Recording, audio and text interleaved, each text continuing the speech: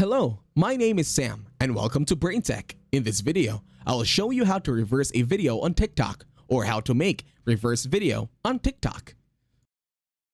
To start, open your TikTok application in your mobile device. Once you are here, create a new post over at TikTok. And then this could be a video from your gallery. Once you're done choosing, over the timeline, you'll need to click on Effects on the right side corner of your mobile device. Once you tap on Effects, you will now be redirected to the video editing timeline. In here, click on Time on the right side corner and then click on Reverse. Now, TikTok will automatically reverse the video for you. Just wait for TikTok to finish loading.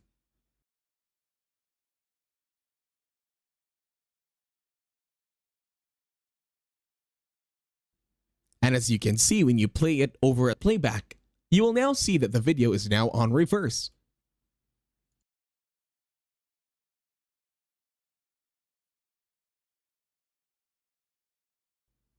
And that's it. Thank you very much for watching. Please leave a like, share, and subscribe to the channel.